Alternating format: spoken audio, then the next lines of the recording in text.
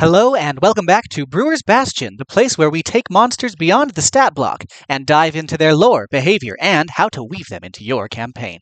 Today, we're exploring something divine and deadly, a creature that doesn't claw, bite, or burn, but kills through beauty alone. A being born from the memory of gods themselves. This is the Seraphvine. Few living things evoke as much reverence or as much unease as the Seraphvine. At first glance, it's nothing more than a radiant flowering vine. Its leaves glimmer like molten gold, and its petals hum softly, reverberating as with the echoes of a distant choir. But to stand before one is to feel something deeper. The air vibrates, your heartbeat slows. For a moment, it's though the world itself is remembering something sacred.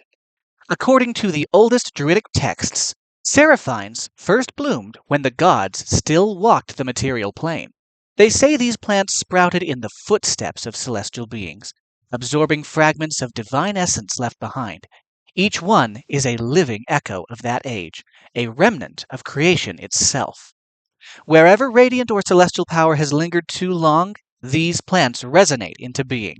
The ruins of fallen temples, battlefields soaked with divine blood, even mountaintops struck by holy lightning, anywhere where divinity once spoke, Seraphine might grow to remember the words.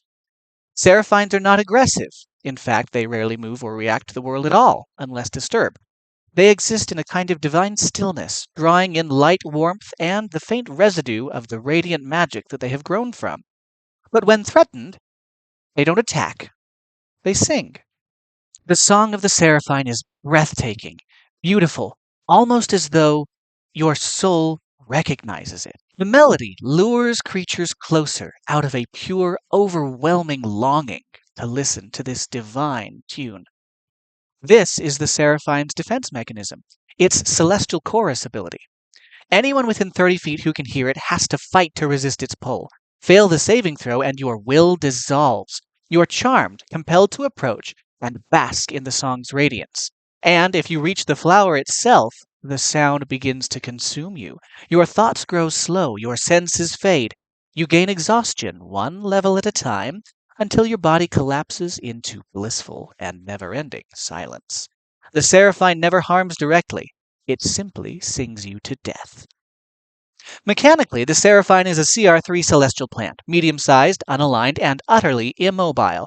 It has no attacks, no weapons, no malice, but its defenses are clever, passive, and divine. Whenever it takes radiant or fire damage, the Seraphine doesn't burn, it replicates. The energy fuels new duplicates, each a shimmering echo of the original. The duplicates can't act on their own, but they extend the range and potency of the celestial song. For every Seraphine within 30 feet of an affected creature, the DC of the celestial chorus rises by 1. So, if your players unleash a fireball in frustration, congratulations! They've just made that song harder to resist. Each duplicate lasts 5 rounds before fading, but even their death isn't harmless. When an echo vanishes, it releases a luminous burst, a flash of blinding radiance that momentarily dazes all nearby.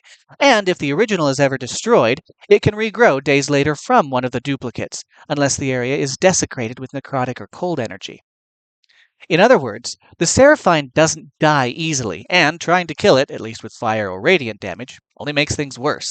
With enough duplicates active, 10 or more, the Seraphine can channel its resonance to use its powerful Bestow Vision ability. This ability grants one creature the effects of the Commune spell, allowing a worthy creature to receive a celestial revelation. These visions might guide a hero's destiny, reveal divine secrets, or, if your party isn't careful, unravel the sanity of a mortal mind exposed to a truth beyond comprehension.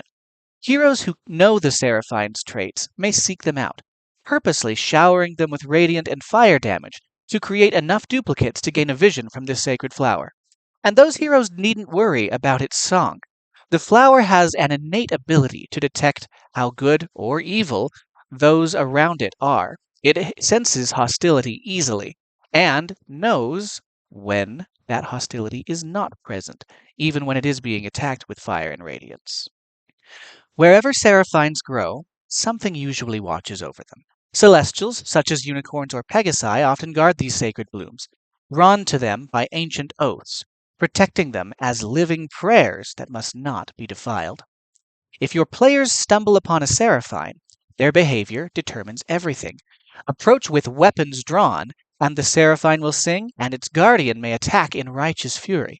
But approach with awe or reverence, and the celestial guardian may intercede if the song gets too troublesome, carrying your characters away and making certain that the Seraphine's natural defenses don't end in an untimely demise for your party.